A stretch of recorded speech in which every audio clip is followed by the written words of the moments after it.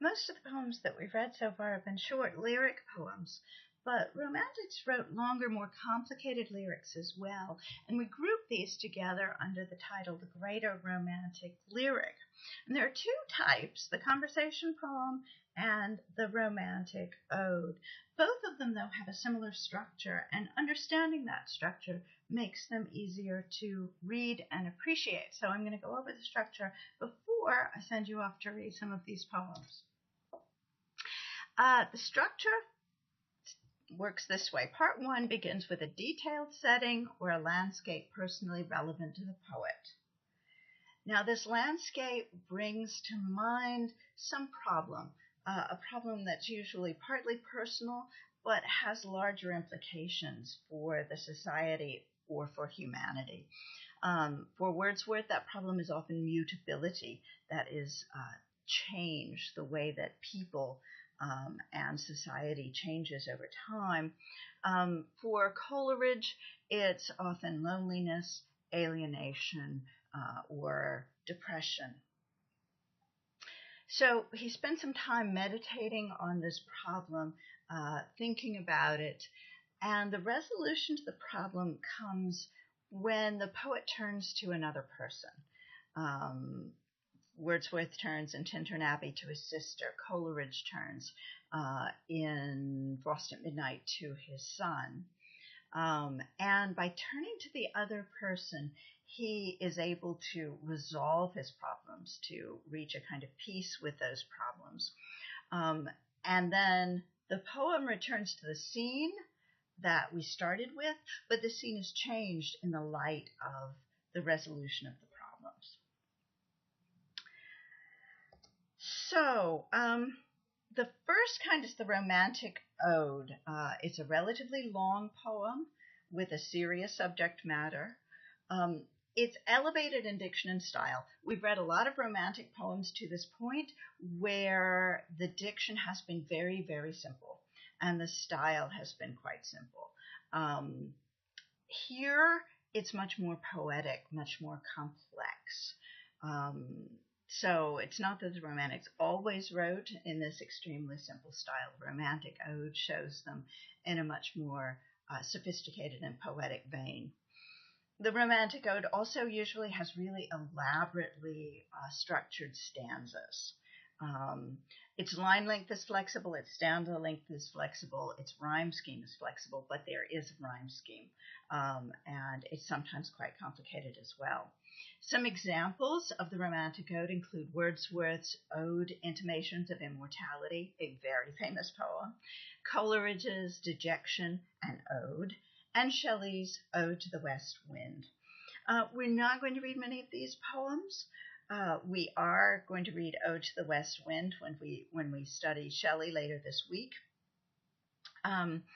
They're complicated and they take a lot of time and effort and analysis.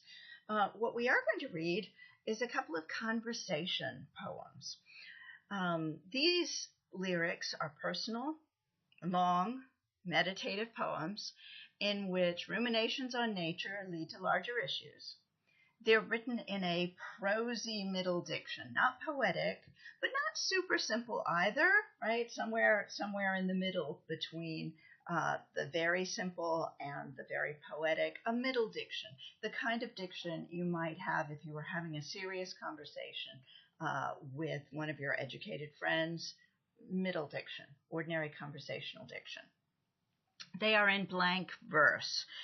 Blank verse is unrhymed iambic pentameter. So it does have a meter, it just doesn't have a rhyme. It's different from free verse. Free verse has neither a regular rhyme nor a regular meter, but blank verse is unrhymed iambic pentameter. It's what most of Shakespeare's plays are written in.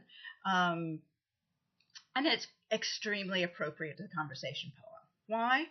Well, iambic pentameter, as we mentioned before, is the closest to ordinary English speech, right? So it fits a poem that's supposed to be a kind of a meditation, a conversation with this other person. Okay, the other person doesn't talk, but still, a conversation with another person. It's also unrhymed because, well, we generally don't rhyme in conversation. Uh, some examples: Wordsworth's Tintern Abbey, Coleridge's The Nightingale, and his poem Frost at Midnight. So we're going to read two of these poems, Frost at Midnight and Lines Written a Few Miles Above Tintern Abbey. That's the first one you're going to read. It was published in the second edition of Lyrical Ballads. That is when he republished the volume and added his preface. That's when he also added the poem Tintern Abbey. And before I send you away to read the poem, I want to show you some images of Tintern Abbey and the scene that Wordsworth might have enjoyed standing a few miles above it. Tintern Abbey is a ruined abbey. The Romantics loved medieval ruins, and painters painted this scene over and over, both before Wordsworth wrote his poem and also very much after he wrote his poem. This is a work by Goya, Tintern Abbey with Elegant Figures, and I think you can see there in the foreground, it looks like these extremely well-dressed people are having a picnic at the abbey, and that is something that wealthy, genteel people would do on an outing, would be to go to a beautiful place like the ruined abbey and have a picnic. Here you can see the abbey a little bit better. A painting by Edward Days, Tintern Abbey from Across the Wye, 1794. So notice it's before Wordsworth wrote the poem. Wordsworth dates his poem very specifically. Here is William Crosby, Tintern Abbey at sunset, off there in the distance. Francis Nicholson, view of Tintern Abbey with a herdsman and livestock in the foreground, right? Very beautiful. So it's being painted over and over in all different climatic scenes. This, though, is a photograph, a modern-day photograph, so do your best to ignore the cars and instead look at sort of the general landscape. This is what Wordsworth might have been looking at. Obviously, it's not midsummer here, but he's been hiking. He hikes a few miles past the abbey, and then he finds this clearing. He looks down, and there's the abbey with the River Wye running next to it, and that's what sets him thinking.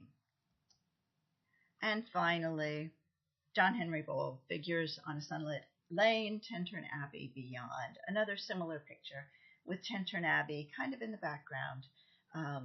This is what Wordsworth saw. This is what he was thinking about when it led him to think about his own mutability.